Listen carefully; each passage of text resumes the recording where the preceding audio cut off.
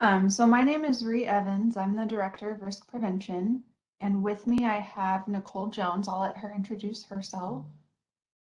Hi everyone, my name is Nicole Jones and I'm the Western Area Risk Prevention Lead. And we are going to talk to you guys about some transition process updates. We're going to start with going over what's changed so far. We'll move forward to what's going to change starting in January, and then some ongoing in the works stuff that we have happening. So to start, these are the things that have changed so far. We, back in July, went from 10 teams to 3 that back each other up statewide. We did this to help equalize caseloads amongst our risk prevention team because we had some areas, some team members that had caseloads of 2 and other team members that had caseloads of 150. And so this really helped us equalize caseloads to where everyone has the same amount. We went from, in that process, we also had, the division was doing some organizational efficiency updates, and we had some folks that were in dual roles. And so in teasing out what their dual roles were, we went from 15 FTE to 9 consultants and 3 leads, as some of those folks that were doing dual roles went to different teams within the division. We created a central mailbox for transitions to come to our team instead of going straight to that frontline staff. This was essential for us to have those equal caseloads so that we would know who to assign the next case to. So we have a dashboard that we look at that has everybody's current case numbers, and we assign based on whoever has the lowest caseload currently on that part of the state. We went from being called the community living coordinators to now risk prevention consultants. Since we're part of the Tier 2 risk prevention team, it just made a lot of sense to have that united name rather than confusing folks on who is part of what. We also decreased the number of consultants on transition calls.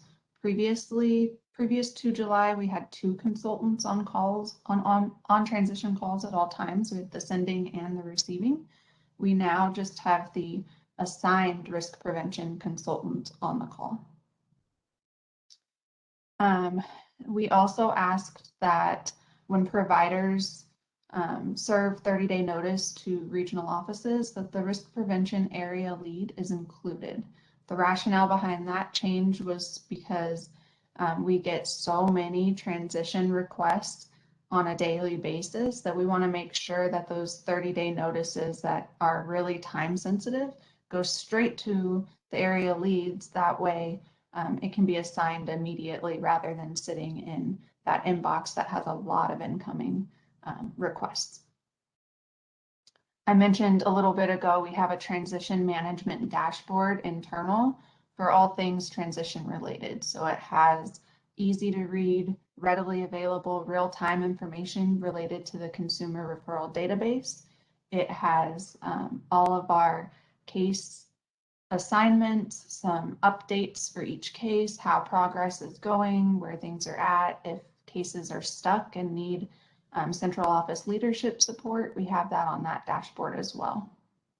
And this gets shared regularly with central office leadership so that we're all on the same page and know where things are at. We also have a transitions webpage with all of the transition related forms and resources now in one spot so that support coordinators and risk prevention team members aren't having to go hunting around the division webpage to try and find those resources. They're all in one spot. And then we've really worked pretty hard to try and create a open, safe community with all stakeholders so that feedback is regularly given and received. We have voices from all the different parties, whether it's a support coordinator, a risk prevention consultant, a person who's moving or a guardian. We've tried to really create this community where everybody's voice can be heard and we can problem solve, complain, celebrate what's working.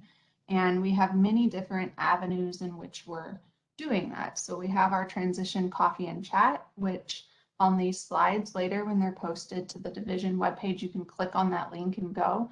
There will be a join event button for that coffee and chat. We also have work groups with stakeholders that are working through what we want our future resources to look like, what we want the checklist to look like, what we want the manual to look like, things like that. That way those resources are meant to make everyone's jobs easier. And so making sure that they are is really important.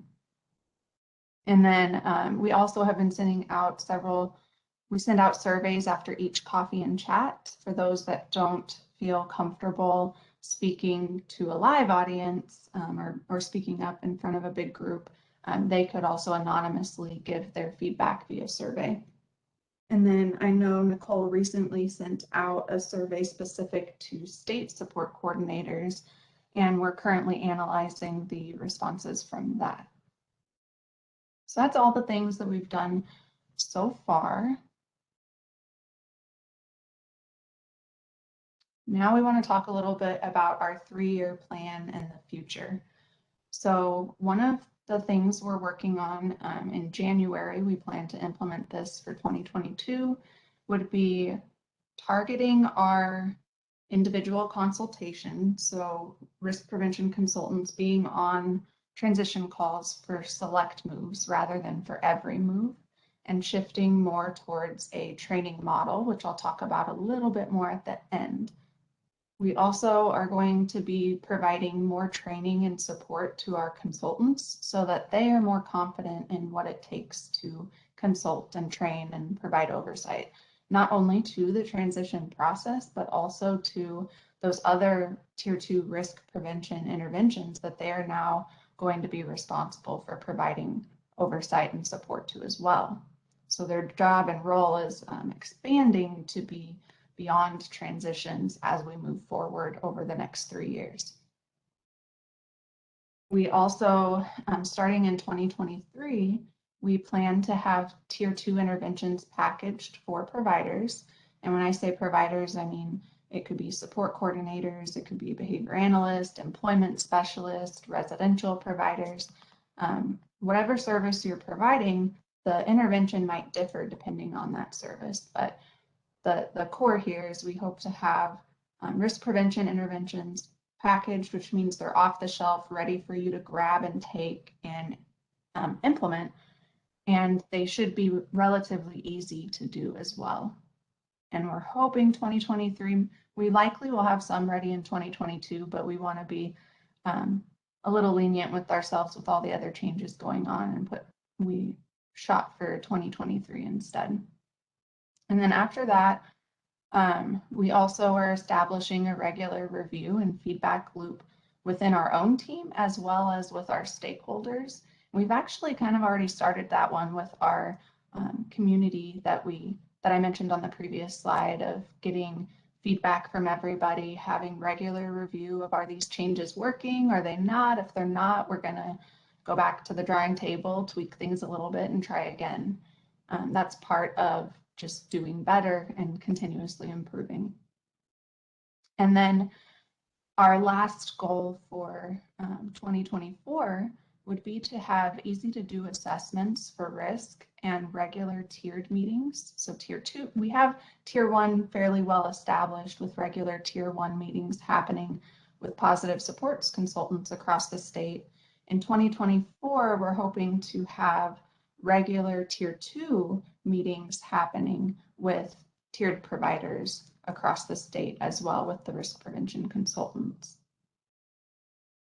So that's a high-level overview of our 3-year plan. It might change over time, but this is what we're aiming for right now. And I'm going to pass it off to Nicole so she can talk about the why behind this. Thanks, Ree. So as Ree just provided kind of an overview of the efforts we're planning to undertake within the next 3 years in order to shift from that individual consultation to more targeted risk prevention. So why the shift? The main reason is to ensure we're being more effective and efficient by developing systems that will allow us to offer supports and prevent crisis from happening. Currently, we're trying to deal with crisis on an individual basis, and many of our efforts are reactive supports, not proactive supports, meaning we're trying to put out a fire instead of preventing the fire in the first place. This approach isn't sustainable. We want to prevent 30-day notices and reduce forced moves across the state by ensuring providers have increased capacity to deal with complex individuals. And we also want to develop systems that ensure a better quality of life, not only for the individuals being supported, but also for the support staff. We also want to develop systems of support that work on teaching skills to individuals so that they can lead happy, healthy, and independent lives. Skills like emotional regulation, anger management, social skills, mindfulness, are all different package interventions that we're planning on developing and making available to different service providers. By shifting our approach to developing strong systems of support, we're going to be able to prevent crisis and reduce risk. At the present moment, however, we're trying to fish people out of the river as they're going over the waterfall.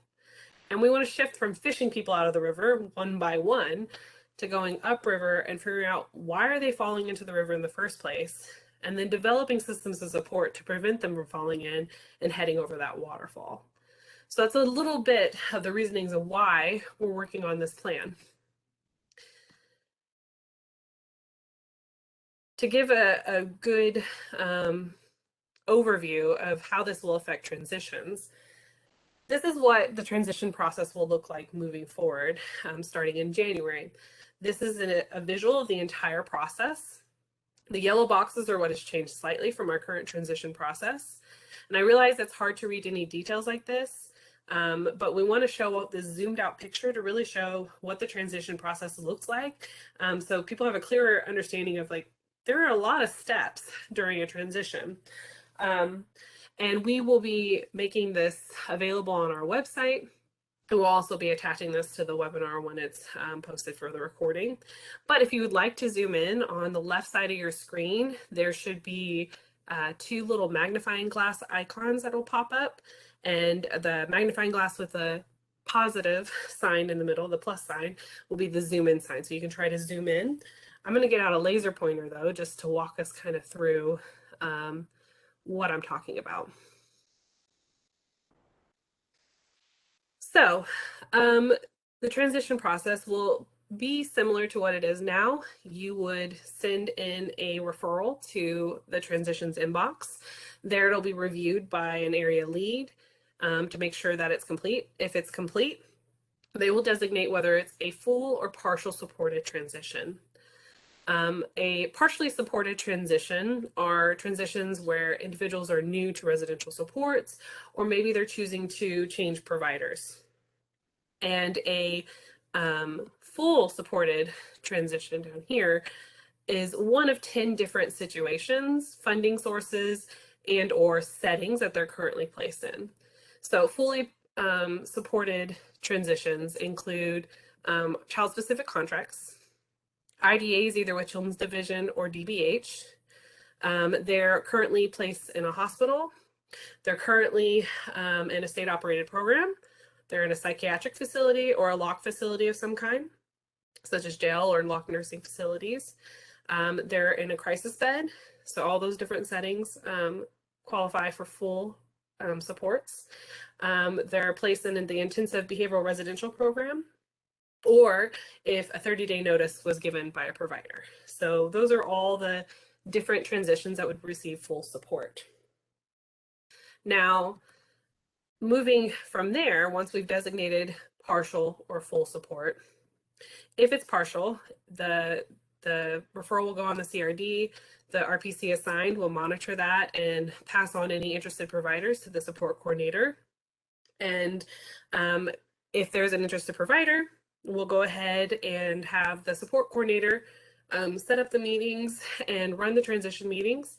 The only difference being is that we will not be on that transition meeting.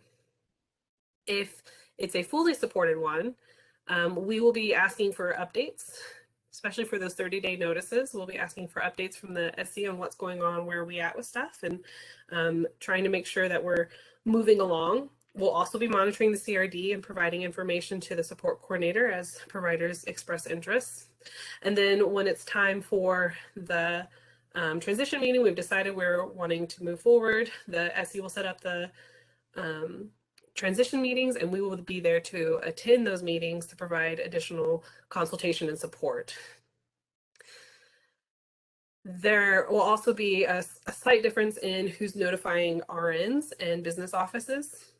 So the CICs will start helping with that, and what will happen is the support coordinator will email the regional office contacts when there's going to be a move, and the CIC will then be the one responsible with notifying the regional office, RN, and business office of the move. And then when it comes to the post-move meetings on the partial supported transitions, again, the support coordinator will be facilitating, and we will not be on that call, but on the fully supported, we will be on the call and providing consultation during it. So not much difference from what the current process is, other than on a fully supported transition, we're going to be doing more frequent updates based on the needs, and we'll be on those calls to help provide consultation during the transition process. Otherwise, everything remains pretty much the same. Let me switch out. And so that moves us into like, what's next?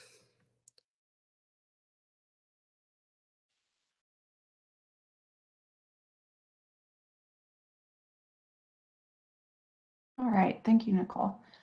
So in the works, starting February 1st, we'll have transition workshops for support coordinator supervisors to get extra training and support so that they can take back resources and do training with their team on how to implement the transition process successfully, including how to host those transition calls when a risk prevention consultant isn't there for those partial supported moves.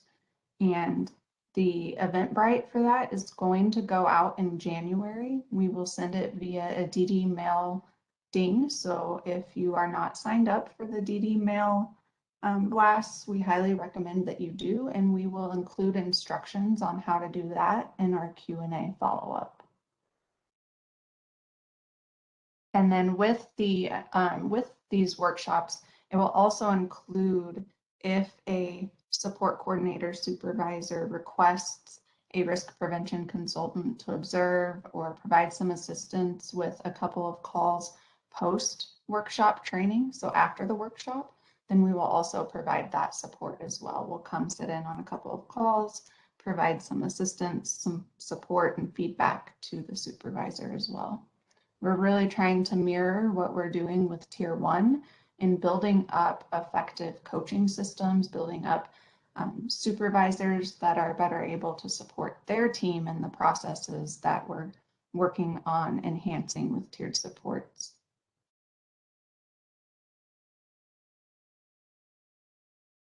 And then also in the works, the division is looking at how we can do better with person-centered transitions. So a lot of the time we're not seeing people on the calls for their moves. We're not seeing people notified when a provider gives notice and why they gave notice. And so we're really digging into that process, how we can be more person-centered and do better as we move forward. And then also provider notices continue to be an issue. And so we're working as a division to look at when providers give notice, what best practice should look like.